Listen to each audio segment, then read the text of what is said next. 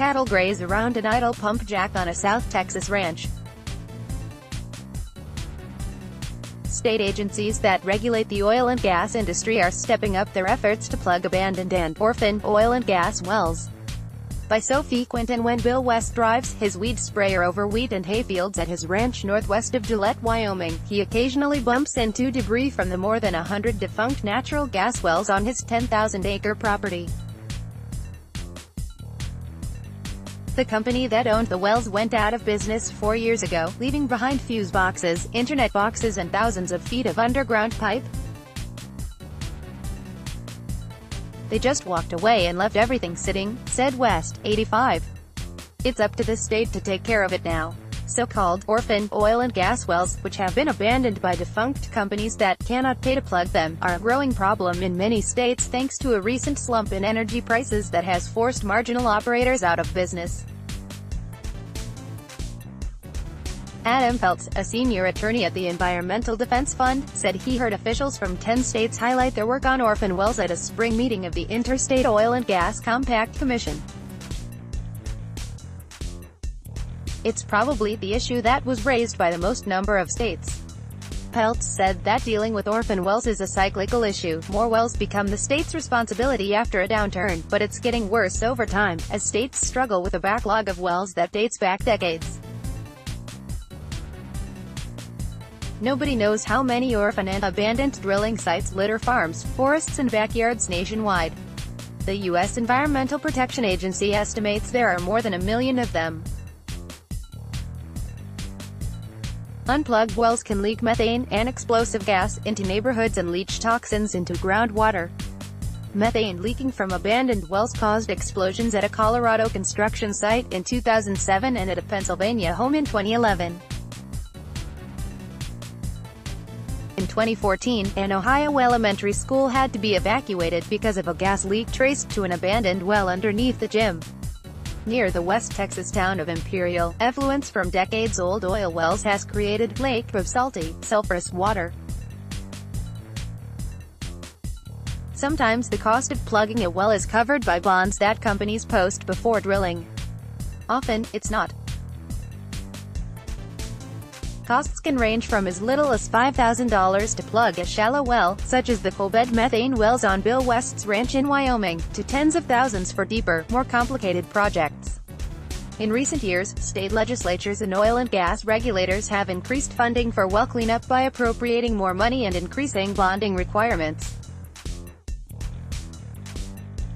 They also have tried to make it harder for companies to walk away from their wells, such as by intervening earlier to prod companies to reactivate or plug wells that are sitting idle. Wyoming's Oil and Gas Commission has been plugging 350 to 400 wells a year for the past 4 years, compared to a dozen or two in previous years. It has about 3,600 to go. Some of the over 30,000 active drilling sites across the state could one day join the list. Assuming it costs about $5,000 to plug each orphan well, the state could be facing a bill of $18 million. "If you ask me what keeps me up at night, it's that all these wells have to get plugged," said Mark Watson, Wyoming's oil and gas supervisor. A 1920s-era steel drilling rig at the Drake Well Museum in Titusville, Pennsylvania. Oil and gas drilling in Pennsylvania dates to the 19th century, as do many orphan wells in the state. Learning from past mistakes, Bill West said he and his wife, Marjorie, were happy some 2 decades ago to give a Michigan-based company permission to drill for coalbed methane on their land. "We got quite a lot of money out of it, lease money. When the wells became less profitable, the company sold them to the operator High Plains Gas. High Plains failed to meet state bonding requirements in 2014 and went out of business, leaving the state responsible for thousands of wells. I feel very bad about the landowners out there that are stuck with this," said Ed Presley, former CEO of High Plains Gas. "But now that High Plains has gone out of business, the company can't do much about it," he said. West said that many of his neighbors have orphan wells on their land, too. "I wouldn't say they're angry, they're just upset that it's taken so long to clean it up. The surge in orphan wells has led Wyoming regulators to speed up plugging efforts and increase bonding requirements. Luckily, coal bed methane wells are relatively shallow and inexpensive to plug. It costs $5,000 to carefully fill a well with cement and seal it, on average, according to Watson. Some recent orphan wells have even been converted into water wells. Between bonding payments and a conservation tax that oil and gas producers pay, Wyoming state regulators have been able to fund hundreds of plugging operations a year, mostly coal bed methane wells but some deeper oil and gas wells too, without burdening taxpayers. Companies can now opt to either pay $100,000 to cover reclamation costs for an unlimited number of wells in Wyoming or pay $10 a foot of drilling depth to cover the cost of reclaiming each well. Companies tend to choose a bonding option based on their size and planned operations. Companies also now must pay a one-time $10 a foot bond on wells that are sitting idle.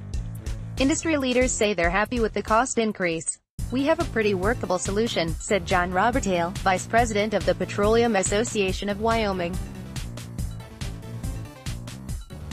He said that his organization prefers for companies to pay to plug wells rather than taxpayers. Bill and Marjorie West were among the landowners who helped push for the changes. They are members of the Powder River Basin Resource Council, a community nonprofit that's spent years lobbying state and federal lawmakers on the orphan well issue. In other energy-producing states, the orphan well problem is more of a slow burn. In Pennsylvania, over 8,000 orphan and abandoned oil and gas wells need to be plugged. But the state's orphan well plugging program, which relies on drilling permit fees, could afford to plug just 6 wells last year, said Seth Palepko, the manager of the well plugging program at the Pennsylvania Department of Environmental Protection. The agency is looking for new sources of funding, such as state grants. He said that, particularly in parts of the state that have seen decades of oil and gas development, people often don't know that the oil and gas wells on their property could be dangerous. "We've come across wells where folks have set up their garden around them," he said. In other places, wells date back to the 19th century and look like just another hole in the ground. "We've come across wells where folks have set up their garden around them." Seth Palepko, Program Manager, Department of Environmental Protection. The Bonding Dilemma. Jill Morrison, the Executive Director of the Powder River Basin Resource Council in Wyoming, says the solution to the orphan well problem is simple. When companies get a permit to drill, they should pay a hefty bond that covers the cost of plugging and reclaiming the well. If they plug the well themselves, they get the money back. If they don't, the state would have the money on hand to do the job. But no state, including Wyoming, sets bonding amounts that high. Doing so would put many small-time oil and gas companies out of business. The Colorado Oil and Gas Conservation Commission struggled with bonding requirements in the 9 years that Richard Alward, owner and senior ecologist of reclamation company Arid Lands LLC, served on the commission. His term ended in 2016. Colorado Oil and Gas Plugging and Abandonment Bonds. Bond amount. Bond description: $10,000 any well less than 3,000 feet deep, $20,000 any well 3,000 feet deep or more, $60,000 a group of wells under 100, $100,000 a group of 100 or more. Well source: Colorado Oil and Gas Conservation Commission. The big companies that could afford steep bonds were the least likely to run away and abandon things, Alward said. Small companies that were more likely to go bust often couldn't afford the large bond payments up front. Colorado requires companies to put up a $10,000 plugging and reclamation bond for any well less than 3,000 feet deep, $20,000 for any well more than 3,000 feet deep, $60,000 for a group of wells under 100, and $100,000 for a group of 100 or more wells. In some cases, though, plugging a well can cost more than 10 times the bonding that companies post, said Dave Andrews, the manager of the Colorado's Orphan Well program. In recent years, the State Oil and Gas Conservation Commission has been plugging about 10 wells a year on a budget of $445,000 plus bond funding. The oil and gas wells in Colorado may be deeper and thus more expensive to fill than the coal bed methane wells in Wyoming, Andrews said. And the commission estimated that it cost, on average, $82,500 to plug a well and reclaim it. To help the State Oil and Gas Commission address its growing backlog of orphan wells, and do a better job reclaiming the land, the Colorado legislature increased the funding for orphan well cleanup this fiscal year.